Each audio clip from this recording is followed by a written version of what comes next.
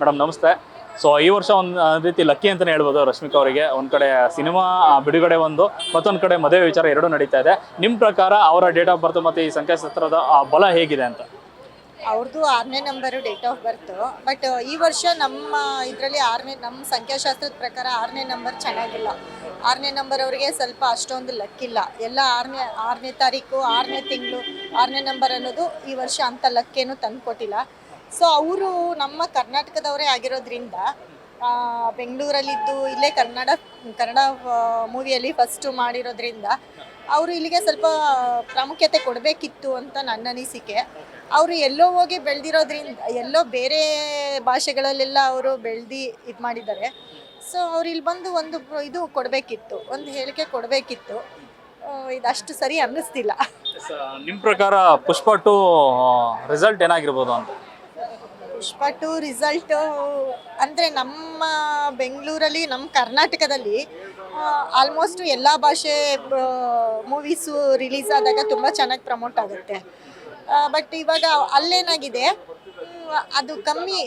ಇವಾಗ ಏನಾಗಿದೆ ಅಂತಂದರೆ ತೆಲುಗು ಪಿಕ್ಚರ್ ಅವರು ಇಲ್ಲಿ ಪ್ರೈಸ್ ಲಿಸ್ಟು ಜಾಸ್ತಿ ಮಾಡಿದಾಗ ನಮ್ಮ ಕರ್ನಾಟಕದ ಜನ ಸ್ವಲ್ಪ ಯೋಚನೆ ಮಾಡಬೇಕಾಗಿದೆ ಇದನ್ನು. ಕನ್ನಡದ ಹುಡುಗಿ ರಶ್ಮಿಕಾ ಅವರು ನೋಡ್ತಿದ್ದಂಗೆ ನ್ಯಾಷನಲ್ ಕ್ರಶ್ ಆಗಿ ತುಂಬ ಒಳ್ಳೆ ಜನಪ್ರಿಯತೆ ಗಳಿಸಿದ್ರು. ಸೊ ಈಗ ಮುಂದಿರೋದೇ ಅವರ ಮದುವೆ ವಿಚಾರ ಬಗ್ಗೆ ಎಲ್ಲ ಎದುರು ನೋಡ್ತಿರೋದು. ಅವ್ರು ಇನ್ನೊಂದೇನೆಂದರೆ ನಮ್ಮ ಕನ್ನಡದಲ್ಲಿ ಬೆಳೆದು ಫಸ್ಟು ಇಲ್ಲಿ ಅಭಿಮಾನನೇ ಇಲ್ಲ ಅವರಿಗೆ. ಆ ಥರ ಹಂಗೆ ಲೆಕ್ಕ ಹಾಕ್ಕೊಂಡ್ರೆ ಅವರು ಬೇರೆ ಲ್ಯಾಂಗ್ವೇಜ್ಗೆ ಪ್ರಾಮುಖ್ಯತೆ ಕೊಡ್ತಿದ್ದಾರೆ. ಅವರು ಮದುವೆ ವಿಷಯನೂ ಬಂದಿರ್ಬೋದು.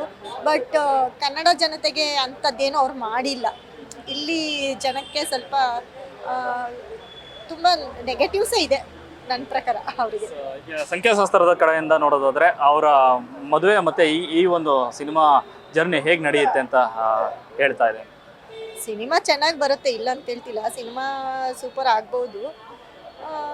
ಇಲ್ಲಿ ಸ್ವಲ್ಪ ಅವಾಯ್ಡ್ ಮಾಡೋದು ಒಳ್ಳೇದು ಅಂತ ಅನ್ಕೋತಾ ಇದ್ದೀನಿ.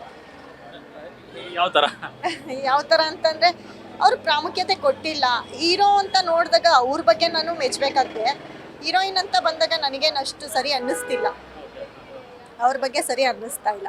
ಮತ್ತೊಂದು ಕಡೆ ವಿಜಯ್ ದೇವರಕೊಂಡ ಅವ್ರ ಕೈ ಹಿಡಿತಾರೆ, ಸಪ್ತಪದಿ ತುಳಿತಾರೆ ಅನ್ನೋ ಒಂದು ಮಾತುಗಳು ಕೇಳ್ಬರ್ತಾರೆ. ಅವರಿಬ್ಬರ ಜೋಡಿ ಹೇಗೆ ನಡೆಯುತ್ತೆ, ಚೆನ್ನಾಗಿ ಆಗುತ್ತಾ ಸಂಸಾರ ಹೇಗೆ ಅಂತ ಅಂದ್ಬಿಟ್ಟು? ಒಂದು ಮದುವೆ ಆಗುತ್ತಾ ಅಂತ ಮೊದಲಿಗೆ ಸರ್ ಹೇಗೆ ಹೇಳೋಕ್ಕಾಗತ್ತೆ? ಎಂಗೇಜ್ಮೆಂಟ್ ಆಗಿ ಅವರು ಕ್ಯಾನ್ಸಲ್ ಮಾಡ್ಕೊಂಡಿರೋರು ಇಲ್ಲಿ. ಸಂಖ್ಯಾಶಾಸ್ತ್ರದ ಈಗ ಒಂದಷ್ಟು ನೋಡಿದಿರೋದ್ರಿಂದ ನೀವು ಆಗ್ಬೋದು ಸರ್, ಇರ್ಬೋದು. ಆಗುತ್ತಾ ನೋಡೋಣ ಸರ್. ಅದನ್ನು ನೆಗೆಟಿವ್ಸ್ ಆಗಿ ಹೇಳೋಕ್ಕೆ ನಾನು ಇಷ್ಟಪಡಲ್ಲ. ಅದು ಯಾಕಂದರೆ ನೆಕ್ಸ್ಟ್ ಇಯರ್ ಅಂತ ಬಂದಾಗ ಬರೋ ವರ್ಷ 6ನೇ ತಾರೀಕು ತುಂಬ ಚೆನ್ನಾಗಿದೆ.